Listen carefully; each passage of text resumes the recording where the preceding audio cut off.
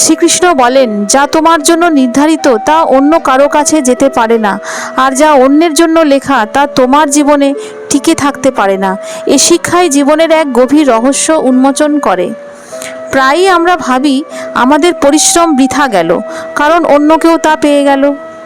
তখন মন ভরে যায় ঈর্ষা, দুঃখ আর হিংসায়। কিন্তু যখন আমরা বুঝতে পারি যা সত্যি আমাদের জন্য লেখা আছে তা আমাদের কাছ থেকে কেউ কেড়ে নিতে পারবে না, তখন হৃদয়ে এক অদ্ভুত শান্তি নেমে আসে। ভাবো, দুই শিশু এক গাছের নিচে দাঁড়িয়ে আছে। বাতাসে একটি আম পড়ে এসে এক শিশুর পায়ের কাছে গড়িয়ে এলো। অন্য শিশু যতই চাই হোক যে এটি তার হোক, আমটি পড়ল সেই শিশুর কাছে যার ভাগ্যে তার লেখা ছিল। সে যদি তা তুলে খায় তবে সেটাই তার ফল। আর যদি সেই আম অন্য শিশুর হাতে গিয়েও পড়ে তবে তা স্থায়ী হবে না, হয়তো তা নষ্ট হয়ে যাবে, নয়তো কোনো না কোনো উপায়ে আবার প্রথম শিশুর কাছেই ফিরে আসবে। এটাই নিয়তির নিয়ম। কখনো কখনো মনে হয় সুযোগ হাতছাড়া হয়ে গেল, কিন্তু সত্যি কথা বলো, যদি সেই সুযোগ সত্যিই তোমার জন্য লেখা থাকতো তবে সে কোনো না কোনোভাবেই তোমার কাছেই ফিরে আসতো।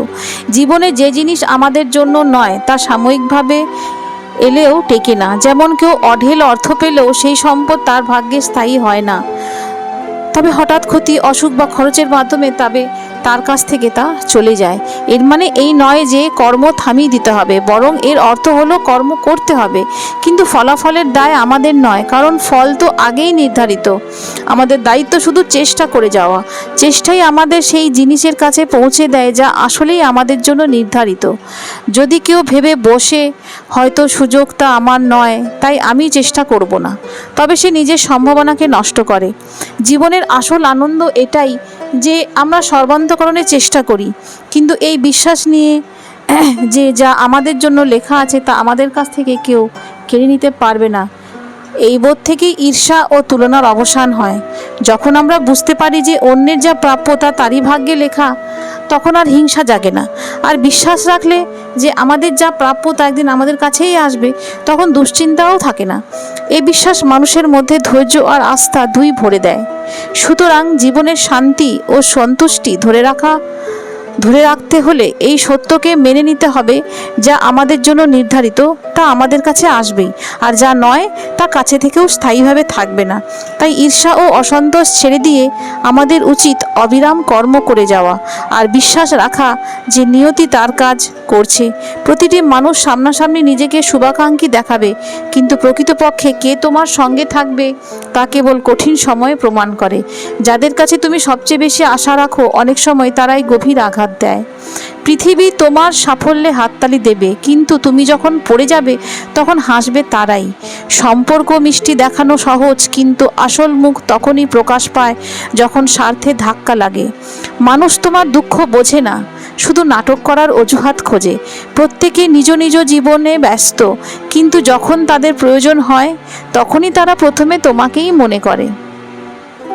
যাকে তুমি হৃদয় থেকে ভালোবাসো সেই অনেক সময় তোমার কদর করতে ভুলে যায়। তোমার জন্য জায়গা আছে কতজনের? এ প্রশ্ন অন্য। মানুষ তোমার পরিশ্রম দেখে না, কিন্তু তোমার ছোট্ট ভুলকেও বড় করে তোলে।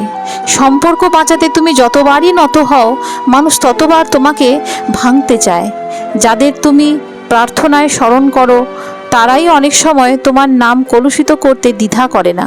সবাই নিজেকে সত্যবাদী বলে, কিন্তু আসল সত্যকে কেবল সময়ের পরীক্ষায় প্রকাশ করে। তোমার ভালোবাসার সদ্গুণকে অনেকেই তোমার দুর্বলতা ভাবে। পৃথিবী ভাবেও না তুমি কি হারিয়েছ, তারা কেবল দেখে তুমি কি পেয়েছ। যারা তোমাকে সারাক্ষণ উপদেশ দেয় তারাই তোমার পরিস্থিতি বোঝার চেষ্টা করে না। তবে মনে রেখো, যে লক্ষ্য তোমার ভাগ্যে লেখা আছে তা তোমার পায়ের নিচ থেকে পালিয়ে যেতে পারে না। পথ যতই কঠিন হোক না কেন, সম্পর্ক তোমার জীবনের সারা জীবনের জন্য বাধা।